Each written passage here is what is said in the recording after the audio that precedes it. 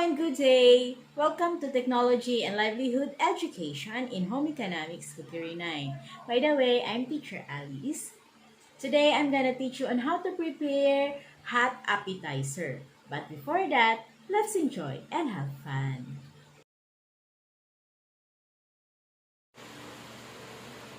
Can you guess the appropriate word in this picture?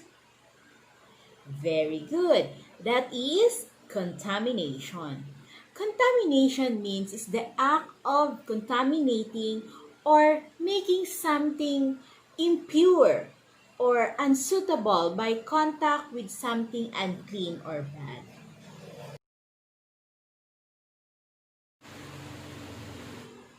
How about this one? Yes, it is flakes. Flakes means a small loose mass or bit, or a thin flattened piece of layer. Example of this is flakes of snow. Okay, so these words might be encountered during our discussion and demonstration. I have here a video clip. So all you have to do is observe and guess what's the video all about.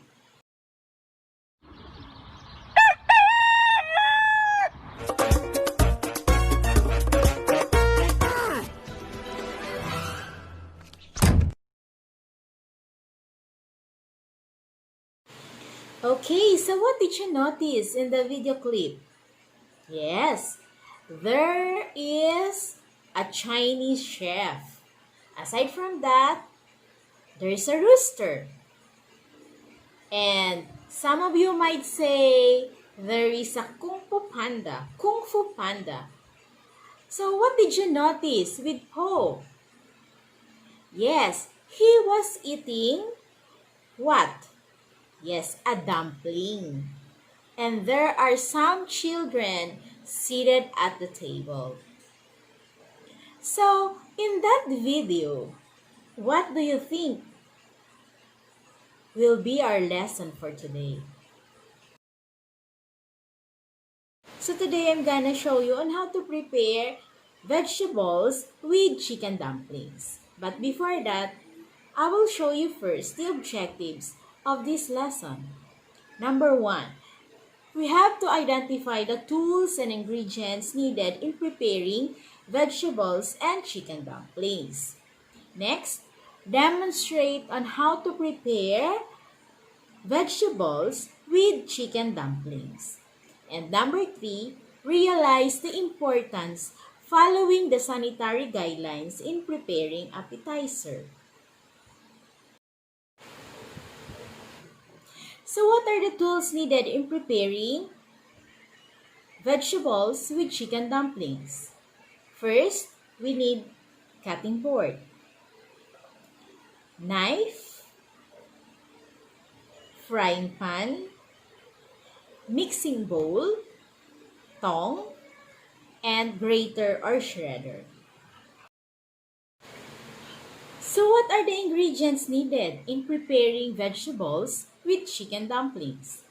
Number 1, so we need 1/2 cup malunggay, chopped, 1/2 cup squash, chopped also, 1/2 carrot, chopped, and 1 medium size of onion, red or white onion, can do.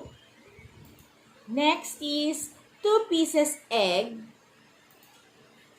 lumpia wrapper, cut into 2 squares, and 1/2 cup all-purpose flour, 1/4 teaspoon of salt, 1/4 teaspoon of pepper. So those are the ingredients needed in preparing vegetables with chicken dumplings. So do you have any idea what is dumplings?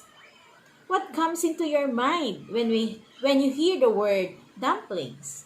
Okay, so a dumplings is a broad classification of a dish that consists of pieces of dough. It is made from a variety of starch sources. It is wrapped around the filling or of dough with no filling. The dough can be based on bread flour or potatoes and may be filled with meat, fish, cheese, vegetables, fruit, or sweet. So that is dumplings. Do you have any idea where dumplings came from? Actually, it was originated in the East Asia. Example of this is China. And there's a legend goes that dumplings were first invented in the era of the Three Kingdoms. It's around 225 AD. Shugyang was a general and minister of Shuhan. Dumped up a poison marsh on his southern campaign against the Naman with dumplings instead of the heads of the Naman used. And aside from that, Shu Gilyang also, aside from general and minister of Shuhan, he was also a politician, a military strategist, and a writer, engineer, and inventor at that time. Okay, another knowledge. Before we start with our laboratory, I want you to remember always your cooking checklist and your safety and sanitary precaution, okay? So ask always the guidance of your parent or your guardian.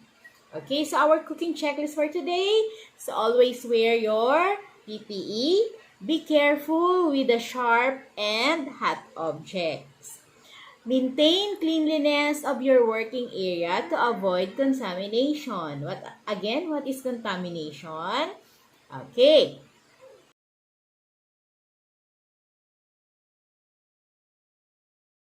Reminder, wash all vegetables before cutting. You can use knife or chopping knife to chop the squash, or you can use this chopper.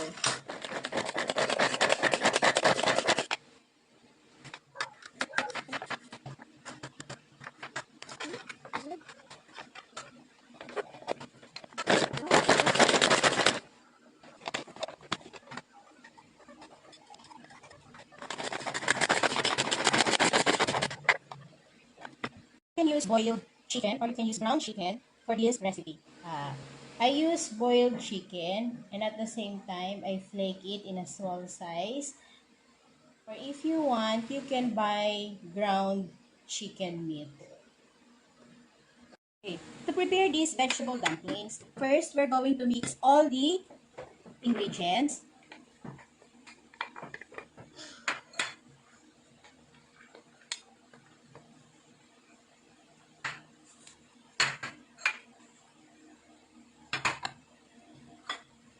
Okay, your vegetables. This recipe, I know your family will enjoy this. Aside from this is delicious, it is also nutritious. Okay, we can add our chopped chicken. Then mix together. Add the pepper, the salt, onion, and the flour. Then mix together. Aside from this is very low cost recipe, it is nutritious. That is good to our family, especially this time of pandemic. And egg. I will be 2 eggs.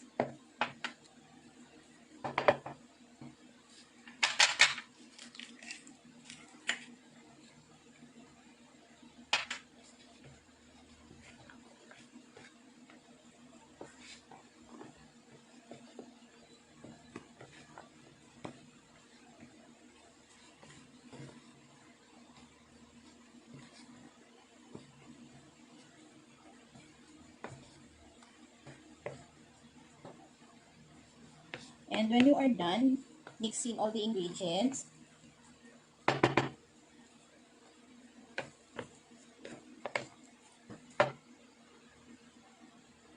okay, we will use lumpia wrapper.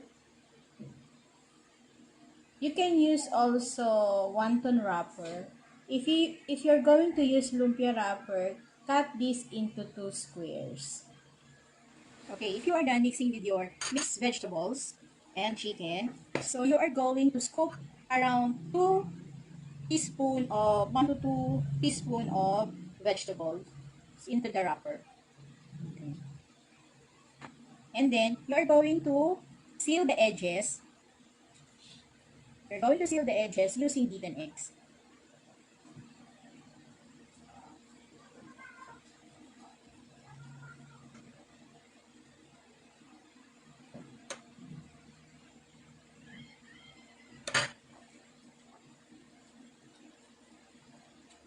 Okay, mag-isa.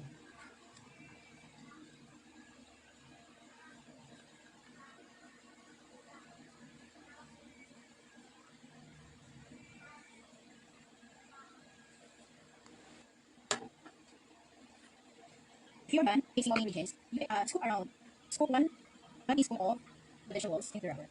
And then seal it with seal edges with beaten eggs as sealer. Yeah, you can done wrapping the vegetables natin. So, yes, I still have here, so I use this as maybe siomai vegetables. So, I have here. So, here's my vegetable dumpling. So, the next procedure, we're going to heat the oil for frying. Pan and oil for frying of our vegetables dumpling.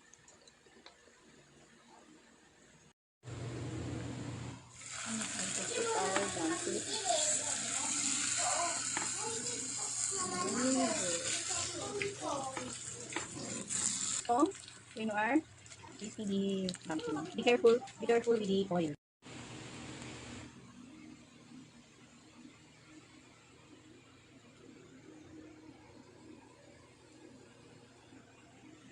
Okay, so we are done with our vegetable dumplings. Okay, you can serve this with chili sauce or vinegar, or you can also serve this with sweet chili sauce or ketchup. I hope your family will enjoy this kind of recipe. This is nutritious at the same time in a low cost price. Enjoy!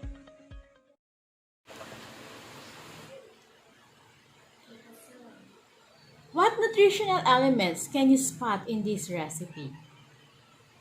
Yes, it contains vitamins, yes, minerals, protein, and carbohydrate that supplements to our body to become healthy. Aside from a low cost price, it is nutritious.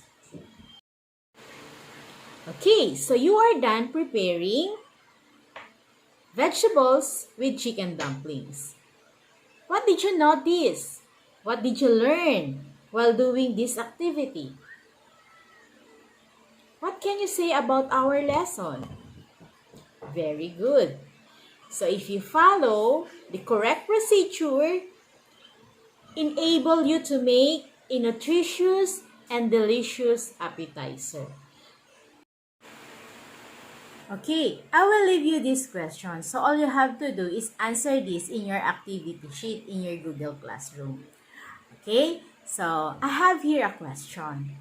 How do cost control and portion control techniques be applied when making vegetables with chicken dumplings? If you are going to sell this hot appetizer, how do cost control and portion control techniques be applied when vegetables with chicken dumplings?